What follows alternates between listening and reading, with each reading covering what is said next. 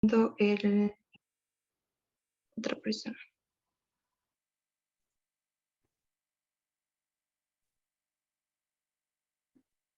Ok, buenas tardes a todos y todas. Espero se encuentren bastante bien. Mi nombre es Michelle Pérez Fonseca, soy la presidenta de la ICS Student Chapter y hoy vamos a dar inicio con la charla titulada como La era del Artificial Intelligence y el Big Data en las ciencias de la Tierra. El doctor Esteban va a ser nuestro charlista el día de hoy. Él es sismólogo y profesor asociado en el Observatorio de la Universidad Nacional. Sus intereses de investigación se basan en la física de terremotos, la estructura interna de la Tierra, explosiones nucleares y el uso de métodos modernos de computación, inteligencia artificial y machine learning en las ciencias de la Tierra. Hizo un doctorado en la Universidad de California en Santa Cruz, Estados Unidos, obtenidos en el 2018. Em, Realmente eso es importante a nivel de país, ya que, como saben, tenemos varios em, volcanes activos, ¿verdad? Y toda esta parte de ciencias de la Tierra también involucra el vulcanismo, la sismología. Son una ciencia compacta, entonces esperamos que les sea de agrado esta sesión. Adelante. Bueno, muchísimas gracias. Quiero agradecer a Oscar y quiero agradecerle a los organizadores de este seminario por la invitación, por hacerme parte de esta iniciativa.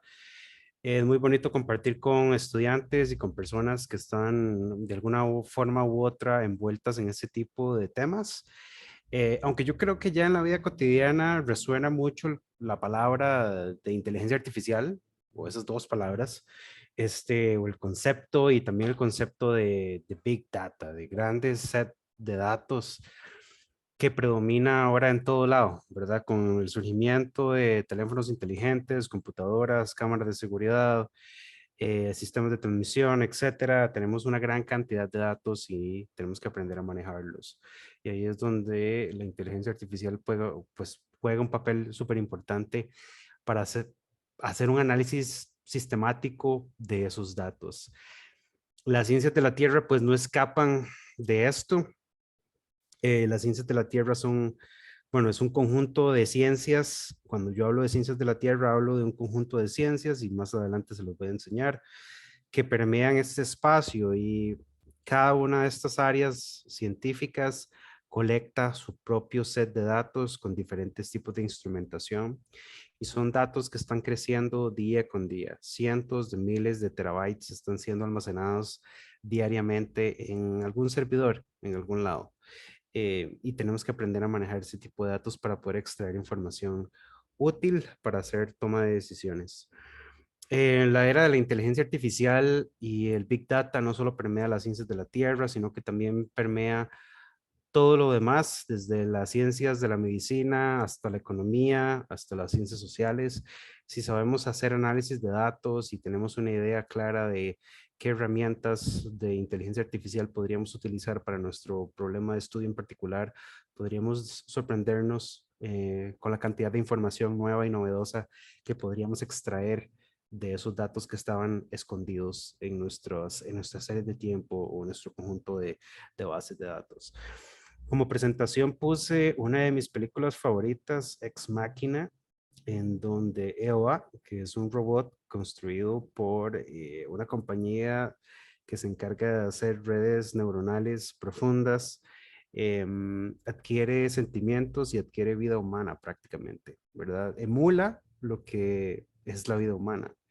Y la película hace una pseudoparodia en donde el ser humano más bien se encuentra, es relativamente inferior cognitivamente y emocionalmente hablando con respecto al robot. Y yo creo que no estamos muy lejos de eso. Eh, en los próximos 10 años vamos a estar viviendo algo muy parecido a lo que se muestra en esta película. A mí me gustaría hacerlo muy informal. Si alguien tiene alguna pregunta o comentario, puede levantar la mano y hacer la pregunta, o no sé si dejamos las preguntas para el final. Como sea, si alguien quiere interrumpir, puede hacerlo, nada más levanta la mano. y pues voy a tratar de responder las preguntas que todas y todos tienen. Como lo decía muy bien Michelle en la introducción, yo soy sismólogo y me especializo en la ocurrencia de temblores, entender por qué ocurren los temblores en Costa Rica, dónde ocurren, cuáles son las implicaciones que tienen estos temblores hacia la sismotectónica del país y últimamente hacia el desarrollo socioeconómico de los pueblos y de las comunidades más susceptibles, más vulnerables. Costa Rica es un país altamente sísmico, tiembla absolutamente todos los días, con más de 30 sismos por día. La mayor parte de estos eventos no los percibimos. En este mapa que les estoy mostrando se muestra la sismicidad en el mundo entero. Parecen ciudades parecen las luces durante la noche, pero en realidad cada uno de estos puntos representa un temblor y el tamaño del círculo representa su magnitud. Como pueden ver, los temblores ocurren casi en todo lado, hay lugares muy estables, pero principalmente a lo largo de las zonas de subducción, en lo que se conoce como el cinturón del Pacífico o el cinturón del fuego. Es un término que fue acuñado hace mucho tiempo, pero dibuja muy bien los límites de placa, donde las placas tectónicas interactúan entre sí. Entonces la sismicidad se distribuye a lo largo de esos límites de placa. Hace poco más de 60 años, la, la teoría de tectónica de placas fue propuesta, ya no es una teoría, sino es un hecho científico, y pues nos ayuda a entender la distribución de temblores en el mundo, por qué ocurren, y después de la postulación de la tectónica de placas, se ha desarrollado la sismología al punto en el que estamos hoy, en donde hemos avanzado mucho con la comprensión de los temblores en todo el mundo, también en Costa Rica, pero aún nos falta muchísimo campo por recorrer. Ahora, como ustedes pueden ver, la cantidad de terremotos que ocurren en el mundo es enorme. Para darles una idea, eh, en general, por año ocurren más de 100.000 millones de temblores con magnitudes menores a cero. Yo no sé si ustedes sabían, pero los temblores pueden tener magnitudes por debajo de cero. ¿Okay? La escala Richter o la escala de magnitud local que conocemos comúnmente es una escala logarítmica y no hay nada que impida que no tengan magnitudes negativas. Los sismos más abundantes son los más pequeños. Generalmente estos sismos no se perciben en superficie porque son muy pequeñitos. Sus amplitudes son relativamente pequeñas comparadas con sismos más grandes, pero son muy importantes. Los sismos pequeños son muy importantes. Entonces, como ustedes pueden ver en la figura de la izquierda, más de 100.000 millones de temblores ocurren cada año. Son los más abundantes con magnitudes menores a cero.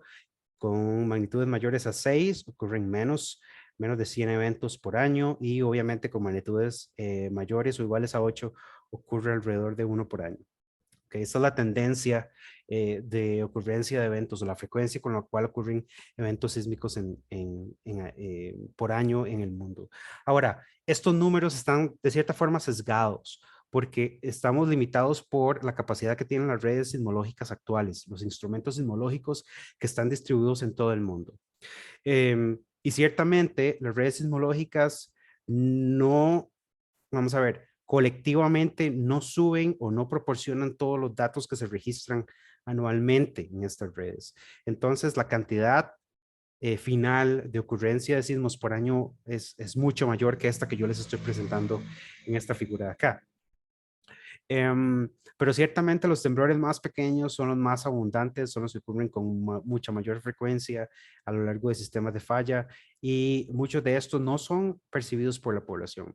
La figura de la derecha les está mostrando a ustedes un registro sismológico de 24 horas con el eje Y correspondiendo con la hora y con el eje X correspondiendo con los minutos. Y ustedes pueden ver en este registro que hay temblores con amplitudes bastante grandes, pero también hay temblores con amplitudes bastante pequeñitas, como por ejemplo estos puntos que ustedes pueden ver acá son temblores, son sismos, que no dejan de ser importantes por ser pequeños. De hecho, son los más importantes porque nos ayudan a delinear dónde es que se está acumulando la energía potencial elástica a lo largo de las fallas. Y aunque no generan daños catastróficos, estos sismos nos ayudan a entender cuáles son las zonas que están acopladas, que estarán listas para romper como un próximo terremoto de gran magnitud, y cuáles son las zonas que no están acopladas y que están liberando energía de manera continua. ¿Cuál es el problema de la sismología en este momento? Cuando inició la era instrumental hace poco más de 50 años, teníamos el problema de que no había suficiente tecnología, no habían suficientes instrumentos como para poder registrar estos más de 100 millones de temblores que estamos registrando anualmente, sino que teníamos una red de sismómetros bastante esparcida, bastante escasa, y entonces era relativamente sencillo capturar los eventos más grandes. Olvídense de que podíamos registrar los eventos más pequeños, era imposible. Entonces se podían registrar los eventos con magnitudes mayores a 5 o mayores a 6, por ejemplo. Imagínense que ustedes tengan un observatorio sismológico en donde hayan 2 personas trabajando, localizar poco más de, podemos decir, 100 temblores por año con magnitudes mayores a 5 es relativamente sencillo porque la frecuencia con la que ocurren estos eventos es relativamente baja. Entonces es manejable, ¿verdad? Para localizar un sismo tenemos que identificarlo primero, separarlo de lo que es el ruido, y una vez que ya lo separamos del ruido, entonces identificar el arribo de las ondas que componen ese sismo para poder hacer una localización del evento. Entonces hacemos la identificación, identificamos el arribo de las ondas que llegan con el sismo y podemos hacer una localización y finalmente decir, ok, ¿dónde está ubicado y cuál es la magnitud? Entonces, hace 50 años, tener un observatorio sismológico era relativamente sencillo en términos de localización. No podíamos ver la cantidad y distribución de sismos que vemos ahorita, ¿ok? Pero bueno, era lo que tenía. Conforme avanza la ciencia, se mejora la tecnología de las estaciones sismológicas en el mundo, los costos de producción y de materiales bajan y entonces puede aumentar la cantidad de instrumentos sismológicos que permean la Tierra en este momento. Y entonces surge un problema nuevo. Antes el problema era que no podíamos ver los sismos pequeñitos, solo estábamos sesgados por los sismos grandes. Entonces es como ver con solo un ojo. Conforme incrementa el tiempo y conforme mejora la tecnología, podemos ver, tenemos más estaciones sismológicas, podemos escuchar más lo que está ocurriendo dentro del interior de la Tierra y en diferentes partes del interior de la Tierra. Y entonces empezamos a capturar sismos más pequeños y cada vez más pequeños y cada vez más pequeños, a tal punto que el día de hoy es imposible localizar toda la sismicidad que se genera en Costa Rica y en el mundo, porque son tantos los sismos pequeños, y como ustedes pueden ver en esta figura de la ley de Gutenberg-Richter, la cantidad de sismos pequeños es exorbitante.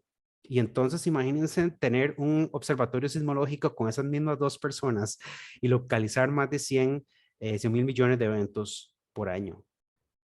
Separarlos del ruido, localizar o identificar el arribo de las ondas y hacer la localización. Es una locura. Y vean una cosa, en esta figura de la derecha, los sismos más pequeñitos, muchos de estos no los estamos viendo porque están enmascarados dentro del ruido sísmico ambiental. El ruido sísmico ambiental es generado por varias fuentes. Dentro de estas fuentes se encuentra el acoplamiento del océano. Cada vez que hay oleaje, el oleaje interactúa con la costa y la costa genera un campo de ondas difuso que se propaga hacia el interior del continente y queda registrado en las estaciones sismológicas. Las carreteras, por ejemplo, cuando tenemos una autopista con una abundante movilidad de vehículos, estos vehículos generan ruido y si el ruido es lo suficientemente grande o de gran amplitud, puede llegar a enmascarar sismos que están ocurriendo a lo largo de una falla, pero que son pequeñitos, aún así no dejan de ser importantes. Ok, entonces, esta es la distribución de las estaciones sismológicas en el planeta Tierra en este momento, parte de, por lo menos, porque esta es la red sismológica mundial. Cada país tiene su propia red sismológica local y comparte algunas de las estaciones con la red sismológica internacional. Nosotros compartimos un par de estaciones, pero solo Costa Rica tiene más de 100 estaciones sismológicas monitoreando la actividad sísmica del país. Entonces, bueno, es una locura. Estamos ante el problema de que cada una de esas estaciones transmite en tiempo real datos sismológicos del interior de la Tierra y cada una de estas estaciones registra el desplazamiento del suelo en función del tiempo en 3 componentes, una componente vertical y dos componentes horizontales que observan lo que pasa de norte a sur y otra que observa lo que pasa de este a oeste. Entonces, son tres componentes por estación enviando datos en tiempo real a los observatorios sismológicos. Pueden darse cuenta de que la cantidad de datos está creciendo enormemente todos los años y es prácticamente imposible utilizar los métodos convencionales para hacer localización de temblores que usábamos hace 20 o 50 años. Tenemos que recurrir a otras metodologías. Al igual que como crecen las redes sismológicas, también están creciendo aparatos electrónicos que nos permiten generar cada vez más datos. Como por ejemplo, los teléfonos inteligentes, los dispositivos móviles que nosotros tenemos y utilizamos todos los días. Cada vez que ingresamos a la red, al internet, estamos generando una huella digital, estamos generando un dato que es almacenado en los servidores de Google, de Facebook, de Instagram, y etcétera, que ustedes conocen. Eso es uno de los ejemplos de un data save, de un servidor de datos en Madrid, creo que es en Barcelona, España. Es uno de los más lindos, está dentro de una capilla. Y en 2013 se publica este artículo que habla sobre el despertar del Big Data, de la ciencia o del área del Big Data. ¿Qué es el Big Data? Son grandes series de datos, bases de datos, que sin la intervención de algún procesamiento, algún tipo de procesamiento sistemático, es imposible de comprender. Hay por ejemplo, este artículo en 2013 habla sobre que durante el tercer siglo antes de Cristo, la librería de Alejandría, se creía que la librería, la biblioteca, perdón, de Alejandría tenía todo el conocimiento del ser humano. Toda la literatura que había sido publicada durante ese tiempo estaba almacenada en esa biblioteca. Ahora tenemos suficiente información, tanta información que podríamos generarle a cada persona que puebla ahorita el planeta Tierra 300 veces aproximadamente la biblioteca de Alejandría. Es decir, cada persona tendría, si podemos compilar toda la información que existe en el universo en este momento, o básicamente en el planeta Tierra, cada persona tendría derecho a tener 320 bibliotecas de Alejandría. Es tanta la cantidad de datos que podríamos hacer eh, cinco transectos a la Luna, desde la Tierra hasta la Luna. Es impresionante. Entonces, ¿qué hacemos con estos datos? ¿Cómo los procesamos? Y es para la ciencia, y no solo para la ciencia, sino para otras áreas, es imprescindible poder utilizar estos datos para entender patrones y observaciones que de otra forma no podríamos entender, no podríamos observar.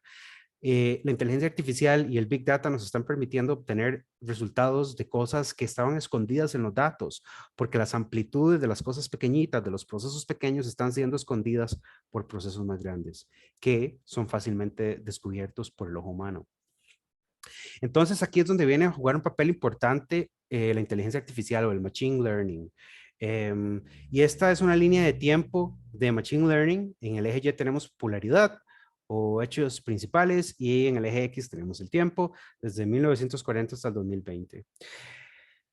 El machine learning o el término de machine learning o inteligencia artificial o redes neuronales no es relativamente reciente, sino que data del 1940, cuando empezaron a surgir las primeras ideas para volver a las máquinas inteligentes, para permitirles a las máquinas hacer cálculos que permitieran o facilitaran la vida del ser humano.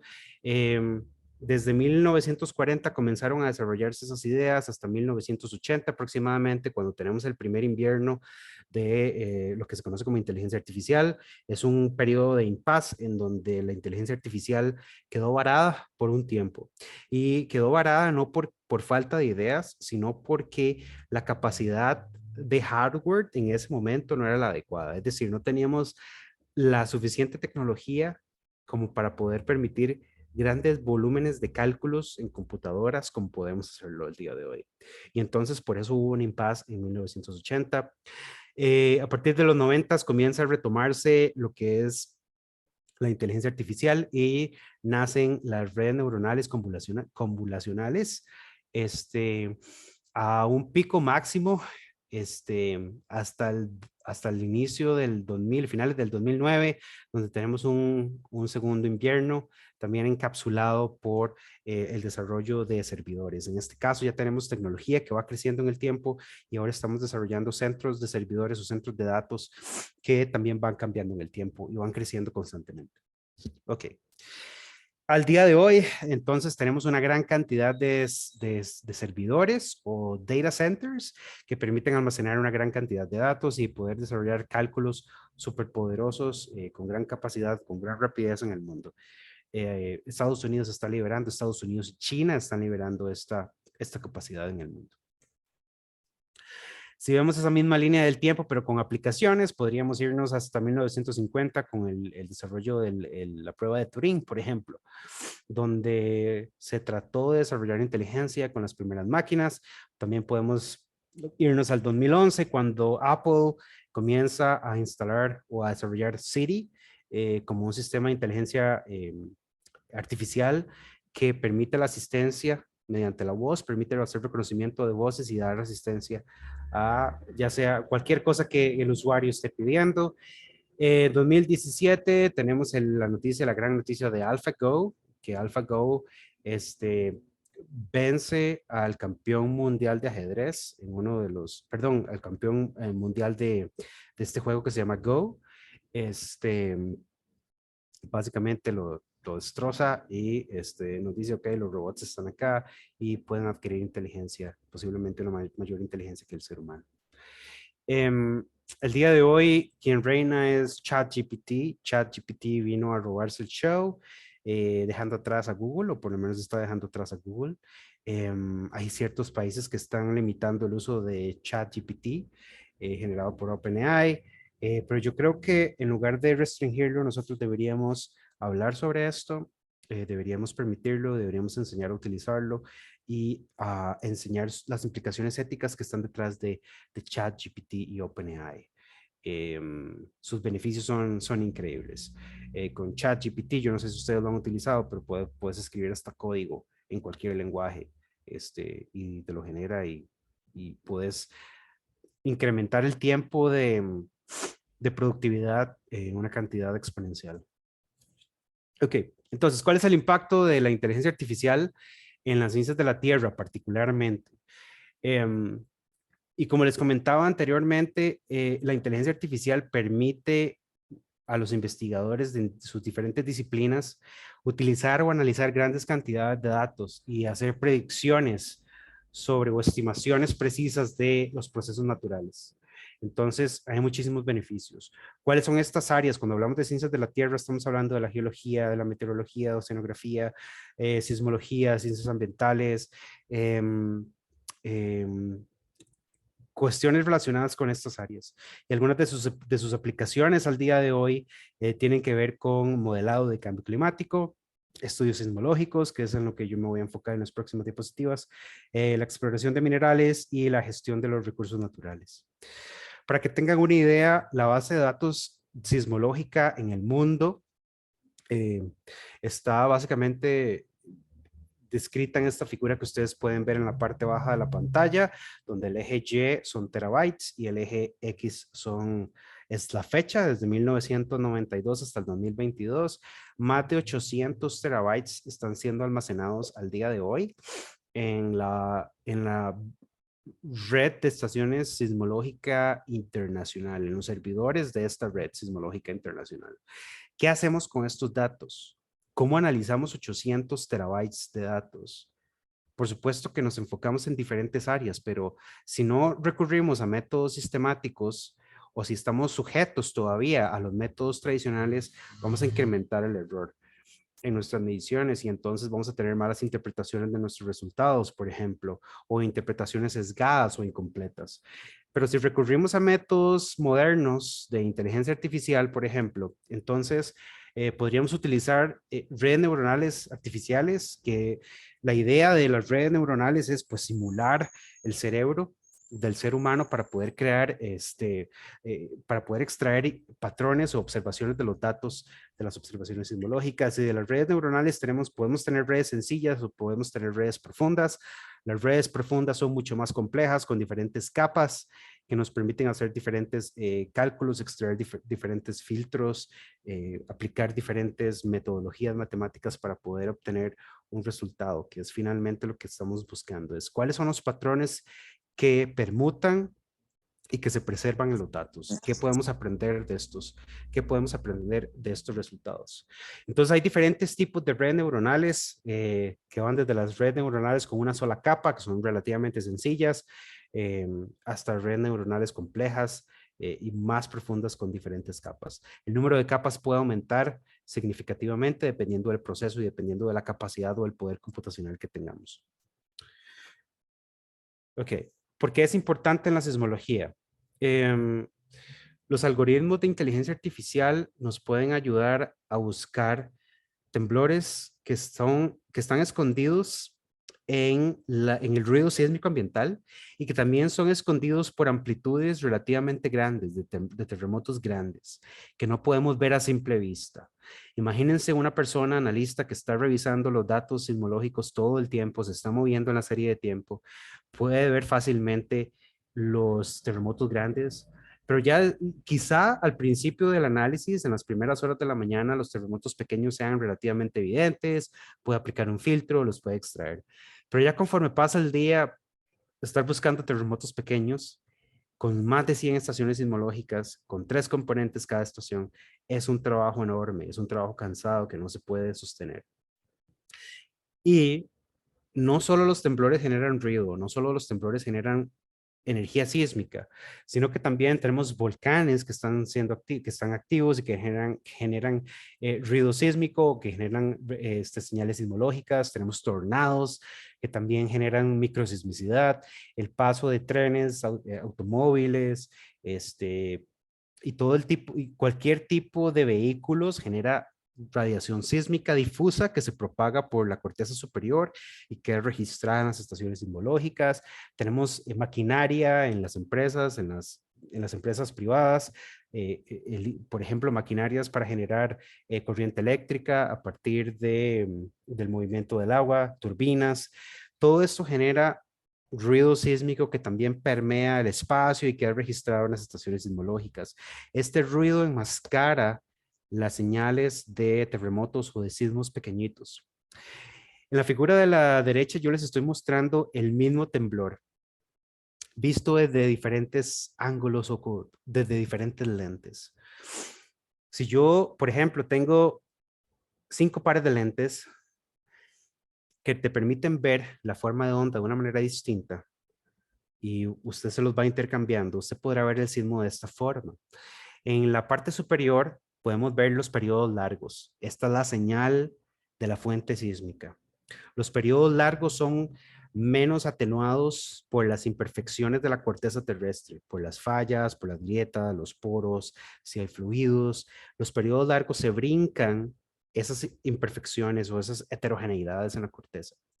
Conforme yo aumento la frecuencia, cuando me cambio el anteojo y puedo ver cuestiones más finas, voy viendo cómo la cantidad de picos va aumentando. Y si aumento la frecuencia lo suficiente, me doy cuenta de que van apareciendo cosas nuevas en las series de tiempo. Vean por acá donde estoy moviendo el mouse que aparecen sismos pequeñitos que antes no podíamos ver en la señal de baja frecuencia que está aquí arriba. Estos sismos no es que aparecieron por arte de magia, es que siempre han estado ahí, pero tienen mucha alta frecuencia. Los terremotos grandes irradian baja frecuencia principalmente. Los terremotos más pequeños generan sismicidad o generan una señal sísmica en alta frecuencia. Y esta alta frecuencia es muy difícil de ver a simple vista, a menos de que apliques varios filtros a la señal para poder extraerlo. Entonces, con los métodos modernos de inteligencia artificial, podemos aplicar redes neuronales para poder extraer, para poder reconocer estos eventos pequeñitos en la serie de tiempo. Este es un ejemplo de qué es lo que tenemos en Costa Rica, por ejemplo. En el mapa que yo les estoy mostrando, aquí en su izquierda, ustedes pueden ver el mapa de Costa Rica, obviamente, valga la redundancia, y cada uno de estos triángulos representa una de las estaciones sismológicas o cada una de las estaciones sismológicas que el Opsicori tiene en el país. Entonces, recuerden, son más de 100 estaciones con 3 canales registrando en tiempo real. Y cuando sobreponemos la sismicidad de Costa Rica desde el 2010, por ejemplo, hasta el 2021, el mapa de Costa Rica desaparece prácticamente. En este mapa, cada uno de estos puntos representa un sismo, el tamaño del sismo representa la magnitud y el color representa la profundidad. Y entonces, vean que los sismos más abundantes son los más pequeños, ¿verdad? Y entonces confirmamos la ley de Gutenberg-Richter que yo les enseñé anteriormente. Estos sismos pequeños ocurren prácticamente que en todo el país, pero dibujan bastante bien fallas y estructuras tectónicas a las cuales tenemos que ponerle atención porque nos están diciendo dónde es que se está liberando la energía y dónde no se está liberando la energía. Y también podemos entender estructuras complejas que están ocurriendo en Costa Rica, como por ejemplo aquí en el Pacífico Central, donde montañas submarinas se están metiendo por debajo de Costa Rica. Estas montañas submarinas tienen una altitud similar, por ejemplo, al volcán Arenal. Entonces, son muchos volcanes arenales que se están metiendo por debajo del país. También podemos ver estructuras complejas, fallas. ¿Cuál es la extensión de una falla en profundidad? Por ejemplo, la falla del Ángel que generó el terremoto de Cinchona en el 2009. O podemos entender dónde es que se está generando la sismicidad en la península de Osa y dónde podemos esperar el próximo gran terremoto en la península de Osa, que ocurre cada 40 años, por ejemplo.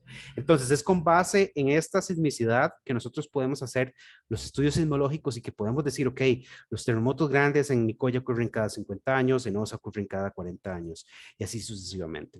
En el histograma que ustedes pueden ver acá, también en el panel C, pueden ver la cantidad de sismos localizados por año en Costa Rica, que superan los 10.000 sismos en general superan los 10.000 sismos por año.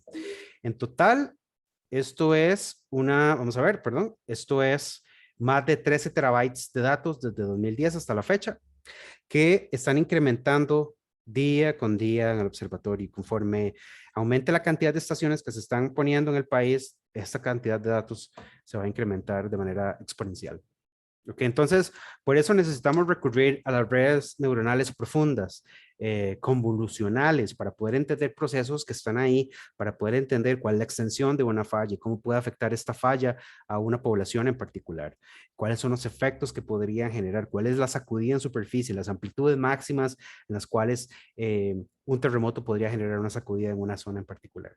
Entonces, nosotros los seres humanos tenemos el dominio de los datos y generamos una capa inicial de datos que se transmite y se propaga a través de una red neuronal. Y esa red neuronal se encarga de hacer una serie de procesos que finalmente nos permiten estudiar el interior de la Tierra, ya sea para hacer monitoreo de temblores, para hacer una caracterización de la estructura interna de la Tierra, sus diferentes capas, y para hacer imágenes sísmicas con tomografía sísmica, tal y como cuando usted va al médico y puede observar que el médico le hace la imagen del cerebro, del corazón, del interior de su cuerpo, cualquier parte. Cuantas más estaciones sismológicas tengamos, mejor, porque tenemos más oídos en el suelo que nos están permitiendo captar por dónde se propagan las ondas sísmicas y cuáles son las variaciones de estas ondas en función de la distancia con respecto al epicentro, con respecto a la fuente sísmica. Esto es uno de los ejemplos en California. Ellos hicieron algo similar a lo que nosotros hicimos acá en Costa Rica. Ya les voy a enseñar. Estos gráficos muestran la cantidad de sismos localizados. Por ejemplo, acá en el panel A, en color negro, tenemos la cantidad de sismos en el eje Y y en el eje X tenemos magnitud. Las curvas de color negro y color azul corresponden con dos modelos distintos de inteligencia artificial. La curva en color rojo corresponde con la cantidad de sismos localizados de manera manual por analistas, por personas. Y ustedes pueden ver cómo las curvas en color negro y en color azul sobrepasan en varios órdenes de magnitud a la cantidad de sismos localizados por las personas, por las personas en los observatorios sismológicos. ¿Cómo se traduce eso a un mapa de sismos? Bueno, de la siguiente forma. En el panel superior tenemos el mapa con la sismicidad en California, localizada de manera manual. Y en el mapa inferior, entonces, tenemos ya la sismicidad localizada por métodos modernos de computación, por Machine Learning. Y entonces podemos ver que en el mapa superior era bien difícil poder asociar algún tipo de sismicidad o algún tipo de alineamiento a lo largo de una falla. Pero en el mapa de abajo, es súper sencillo ahora. ¿Por qué? Porque la distribución espacial de la sismicidad sigue la traza de las líneas negras que ustedes pueden ver aquí. Y estas líneas negras corresponden con fallas que cruzan la corteza. ¿Por qué esto es importante? Bueno, porque la gente vive sobre las fallas, generalmente. Y si sabemos cuál es la extensión de una falla, por ejemplo, cuál es su geometría, entonces podemos saber cuál es el potencial sísmico y cuáles son las implicaciones sociales y económicas que va a tener una población en particular. Otro de los beneficios del Machine Learning o de la inteligencia artificial es que podemos crear imágenes tomográficas del subsuelo para poder entender cuáles son las propiedades mecánicas del suelo y cuál puede ser las consecuencias de la sacudida de un gran terremoto en este lugar. Por ejemplo, este es un ejemplo para Long Beach, en California también, y aquí tenemos un mapa de esta sección pequeñita en colores rojos y azules. Los colores rojos indican que la velocidad de las ondas sísmicas es relativamente baja y los colores azules indican que la velocidad de las ondas sísmicas es relativamente alta. Cuando tenemos velocidades altas, quiere decir que hay cambios en el material, hay cambios laterales a lo largo de la zona de la corteza superior y posiblemente están asociados con fallas. Precisamente en color negro ustedes pueden ver la línea o la traza de la falla, pero imagínense que no sepamos la existencia de alguna falla y veamos este tipo de anomalía. Podríamos entonces asociarla a una falla. ¿Qué es lo que pasa con la nueva falla que está en Cinchona y Barra Blanca con el sismo que ocurrió en febrero de este año? Un sismo de magnitud 5. Inicialmente pensamos que estaba asociado a la falla El Ángel. No es así, es una falla nueva y entonces fuimos a instalar nodos sísmicos o estaciones sismológicas portátiles para poder hacer ese tipo de imágenes y poder entender cuál es la extensión y geometría de la falla donde se está generando esta sismicidad. En Costa Rica desarrollamos un pipeline o una línea de procesamiento de datos utilizando inteligencia artificial y redes neuronales en conjunto con el SENAT. Como prueba utilizamos una secuencia sísmica en la península de Burica que ocurrió en 2019, poco más de 5,000 sismos. Estos sismos están localizados por la red manualmente por el OPSICORI, por la red sismográfica del OPSICORI. Y cuando utilizamos Machine Learning o inteligencia artificial, entonces vemos lo siguiente. En el panel A, en el panel de las curvas de color que yo les estoy señalando en esta forma, ustedes pueden ver una curva en color negro. Esta corresponde con la cantidad de sismos localizados manualmente por el OPSICORI 1. Vean por favor que el eje Y corresponde con la cantidad acumulada de sismos y el eje X con tiempo, ¿verdad? Este es mes, día del año 2019. Y entonces tenemos casi que 0 eventos antes de la ocurrencia de un terremoto de magnitud 6.5. Me devuelvo al mapa. El terremoto de magnitud 6.5 lo pueden ver acá como este círculo grande. Tenemos la ocurrencia del terremoto de magnitud 6.5 y a partir de ahí se desarrolla una secuencia de réplicas, poco más de 5,000 eventos localizados manualmente. Cada una de las curvas de color corresponde con localizaciones automáticas utilizando Machine Learning con diferentes niveles de tolerancia. Si seleccionamos un nivel de tolerancia del 95%, quiere decir que solo los eventos más grandes van a ser capturados y entonces quedamos por debajo, es decir, que la cantidad de eventos capturados utilizando inteligencia artificial está por debajo de la cantidad de eventos manuales localizados por el OPSICORI. Pero si extendemos la tolerancia, por ejemplo, a un 80%, que sería esta curva de color azulada, entonces podemos ver que la cantidad de sismos que se localizan o que se detectan por inteligencia artificial aumenta significativamente en un orden de magnitud. Entonces pasamos de localizar 5,000 eventos a muchos más eventos, a 50,000 eventos o más eventos, que es un orden de magnitud más. Entonces, la cantidad de eventos que se detectan incrementa aproximadamente en un orden de magnitud. Y estos eventos son esenciales, son los más pequeñitos, los que no se pueden localizar manualmente porque no se pueden ver. Y repito, son súper importantes porque nos ayudan a entender cuál es la distribución espacial de la sismicidad, espacio-temporal de esa sismicidad y cómo puede afectar esta sismicidad una región en particular. ¿Cuáles son las propiedades mecánicas de la falla donde se encuentra la sismicidad? ¿Cuál es la zona acoplada? ¿Y cuál es el potencial sísmico de esta zona? Entonces, para resumir esta presentación,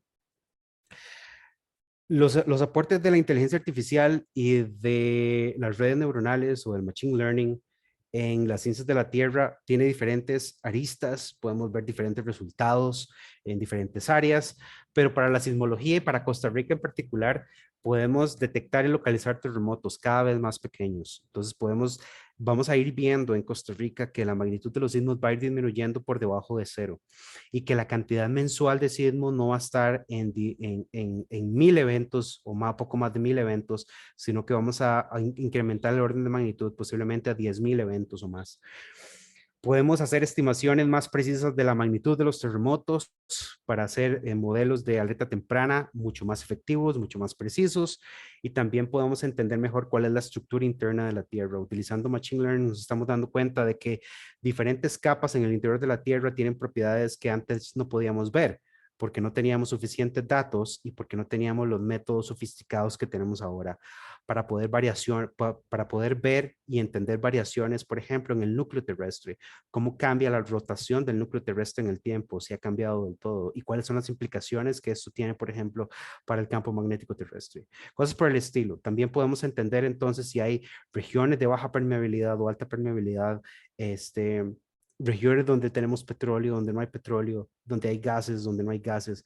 Podemos entender muy bien el interior de la Tierra. Los sismólogos somos los médicos de la Tierra, del interior de la Tierra, y podemos ver cómo esta se va cambiando, cómo esta va cambiando en el tiempo y cómo estos procesos nos afectan directamente a nosotros los seres humanos en superficie. Ok, y con eso creo que les voy a agradecer muchísimo su tiempo y su presencia en esta tarde. Si tienen alguna pregunta o comentario, voy a tratar de responderla de la mejor manera posible.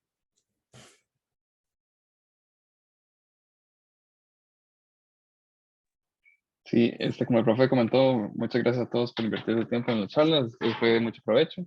Como ya el profe dio inicio a la sección de preguntas, así que si tienen alguna duda, por favor, alzan la mano y ahí vamos poco a poco respondiendo sus dudas.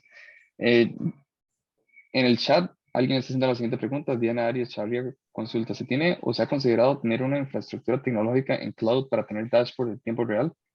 Sí, ya existe. El Senat tiene la estructura, la infraestructura tecnológica adecuada para eso. El segundo clúster más grande del país está acá en el Opsicori. Entonces hay dos instituciones que tienen la infraestructura para eso. Perfecto. Ahora Luis Arrieta es el que tiene la mano levantada. Por favor, Luis Arrieta. Buenas tardes. Buenas. Profe, quería agradecerle por la charla y consultarle. Bueno, yo también soy estudiante de Tierra y Mar, entonces me gustaría consultarle como qué forma o qué medios ve usted que digamos, nosotros como estudiantes podamos actualizarnos en temas como de inteligencia artificial. No sé qué tan importante es aprender y cuál es el lenguaje de programación como para seguir la línea, porque a como va esto de rápido, siento que nos vamos quedando atrás. Ujú, ujú. Ok, varias cosas importantes que mencionaste. Es importante aprender sobre esto. Hay gente que se le dificulta, hay gente que se le facilita, hay gente que se interesa y hay gente que no. Pero si estás interesado o si las personas están interesadas, yo los voy a instar a que aprendan sobre esto y aprendan de las aplicaciones en su campo respectivo. En las ciencias geográficas hay muchísimas aplicaciones para teledetección, por ejemplo, y para hacer estudios de dinámica poblacional. Em, Lenguajes que se deben aprender, bueno, la tendencia es Python.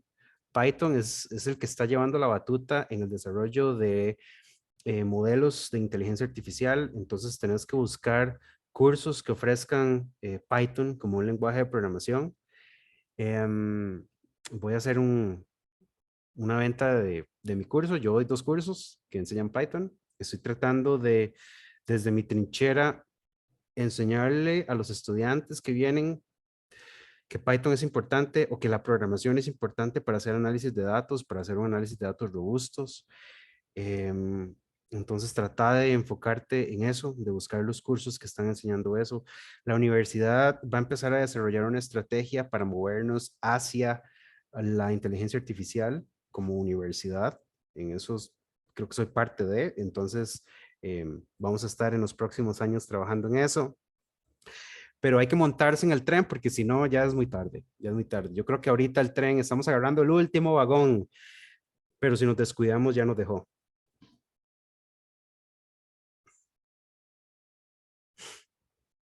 Perfecto, muchas gracias. ¿Alguna otra duda? Para las ciencias sociales también es importante aprender sobre inteligencia artificial y manejo de datos. Las ciencias sociales, como la educación, por ejemplo, tiene una potencialidad enorme para apropiarse de conceptos de redes neuronales e inteligencia artificial para hacer una mejor proyección de cómo mejorar el sistema de enseñanza-aprendizaje o para poder extraer datos relevantes de personas estudiantes, por ejemplo, cómo optimizar algún tipo de enseñanza, etcétera. Ok, vemos que en el chat Alejandro Sánchez Núñez tiene una consulta. Eh, Comenta, desde el punto de vista de la ciencia abierta y la ciencia ciudadana, ¿cómo se puede acercar el Big Data principalmente? Es claro que hay temas como el hardware y demás que condicionan el acceso a Big Data, pero se ve que en el área por el momento, pero ¿qué se ve en el área por el momento al respecto? Acceso público, etcétera. Ok, hay varios servidores que tienen acceso público a datos, sin embargo, diferentes grupos tienen como restricciones al acceso del conjunto de datos. Por ejemplo, Google tiene una restricción súper grande a sus datos, nadie puede acceder a los datos de Google, solo ellos pueden hacerlo. De momento, la ciencia abierta está en boga y está apuntando, está renaciendo. Es un hecho de que la ciencia no es abierta completamente al día de hoy. Pero ¿cómo nos podemos acercar al Big Data? ¿Cómo nos podemos acercar al el procesamiento de grandes volúmenes de datos? Y mi recomendación para los estudiantes es acercarse a institutos de investigación que hagan ese tipo de análisis, que estén trabajando con Big Data. Es la única forma, de lo contrario no puedes acceder a servidores con grandes volúmenes de datos específicos, porque no existen de manera abierta, por lo menos al día de hoy, no todos son así. Entonces va a depender mucho del área de estudio, va a depender mucho de qué es lo que quieras hacer con Big Data, con cuál es tu finalidad para hacer investigación, pero lo principal sería acercarse a institutos de investigación que nosotros sabemos que trabajan con grandes volúmenes de datos. Y la otra forma en la cual yo me puedo acercar a un área en particular es leyendo sobre esto. Cuáles son los avances que se están dando todos los días en esta área? Para darles una idea, en el servidor de Archive, es uno de los servidores donde se publican artículos científicos todos los días. ¿Saben cuántos artículos científicos se publican solo relacionados con inteligencia artificial y aprendizaje profundo de máquinas? Más de 1000 artículos diarios. 1000 artículos diarios. Todos los días se hace un avance increíble en esta ciencia, porque se están viendo aplicaciones que antes, hace 5 años, no veíamos posibles. Entonces, el momento de acercarse a estos temas es ya, porque si no va a ser muy tarde, si no la ciencia va a estar lo suficientemente avanzada como para darnos una solución más que nosotros poder aprender cómo solucionar problemas. Es como la imagen que les presenté al inicio de Eva. Vamos a llegar al momento en donde vamos a abrir los ojos y vamos a tener robots caminando alrededor de nosotros y no nos dimos cuenta de cómo pasó esto. Entonces, el momento de acercarse a estas áreas es ya. Perfecto. Aparece no hay más preguntas por el chat, ni tampoco hay más manos levantadas, así que creo que podemos decir con seguridad que ya hemos... Ah, ok. Diana les pregunta, profe, ahora se mencionó que la U está migrando hacia la inteligencia artificial. ¿Cómo se está planteando para hacer eso? ¿Es algo incipiente? Es algo que apenas está en conversaciones con la Vicerrectoría de Investigación.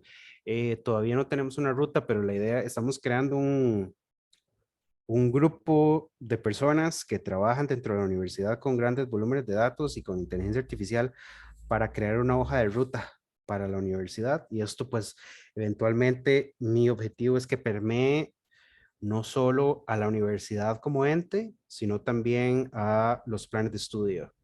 Absolutamente todas las carreras tengan la posibilidad de poder explorar estas herramientas en algún nivel, pero no podemos tener estudiantes al día de hoy que no tengan por lo menos una formación básica de por lo menos haber escuchado qué es inteligencia artificial y por lo menos haber aplicado redes neuronales a sus problemas de estudio.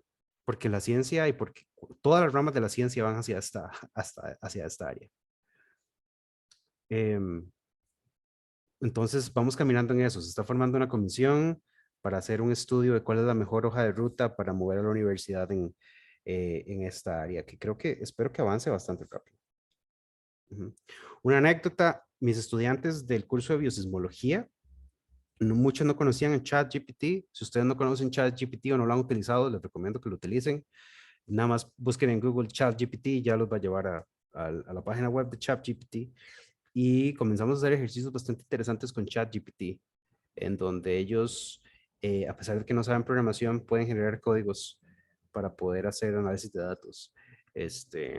Si les interesa, les recomiendo que después tomen mi curso y vamos a ver ChatGPT y otras aplicaciones de inteligencia artificial ya en una forma más profunda.